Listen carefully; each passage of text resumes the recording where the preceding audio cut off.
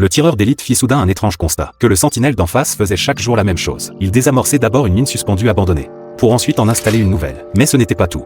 Il inspectait chaque jour le filet de protection au-dessus du ravin, et les mitrailleuses lourdes installées tous les 20 mètres. Il était évident que ces armes étaient destinées à empêcher que quelque chose d'effrayant ne remonte du fond du ravin. Le sentinelle d'en face, Lévi, l'avait également remarqué, quand il rapporta sa découverte à un vieux soldat. Ce dernier lui ordonna de ne contacter en aucun cas l'autre camp. Lorsqu'il demanda ce qui se trouvait réellement au fond du canyon, le vieux soldat jeta une grenade dans le gouffre. Il était clair qu'une présence terrifiante vivait en contrebas. C'est ainsi qu'après avoir terminé sa mission de relève, le vieux soldat se rendit au point de rendez-vous pour être évacué, alors qu'un hélicoptère arrivait. Le vieux soldat pensait enfin retrouver la liberté. Mais ce qui l'attendait, ce fut une balle.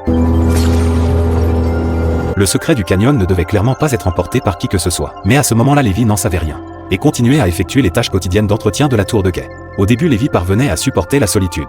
Mais ce jour-là, sa curiosité finit par l'emporter. Il prit son jumelle et regarda vers la tour en face. Il ne put plus rester calme un instant. Il découvrit que la femme d'en face avait une silhouette exceptionnelle, bien qu'ils fussent séparés par plusieurs milliers de mètres.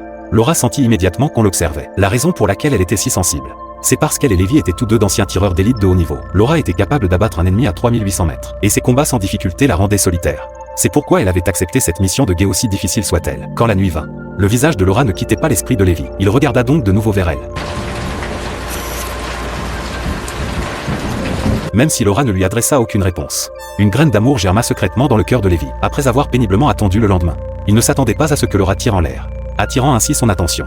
Laura écrivit ce qu'elle voulait dire sur une pancarte, mais Lévi y inscrivit directement communication interdite. Laura fut amusée par son comportement, mais elle n'abandonna pas, et écrivit à nouveau sur le carton: c'est mon anniversaire aujourd'hui.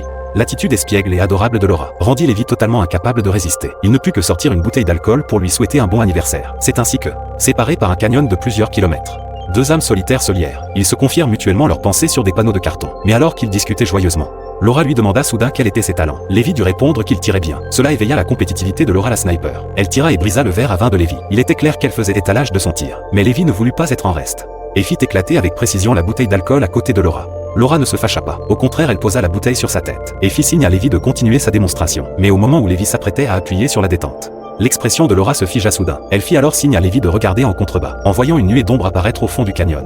Lévi leva aussitôt son arme pour viser le bas. Ce n'est qu'en apercevant la première ombre qu'il comprit enfin quelle créature terrifiante gardait les lieux. Sans temps à perdre, Lévi passa immédiatement en mode combat. De l'autre côté, Laura mit également en place sa mitrailleuse lourde.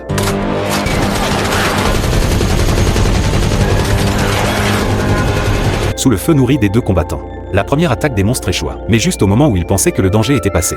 Laura entendit soudain un bruit sous ses pieds. Elle recula donc instinctivement, et effectivement une seconde plus tard,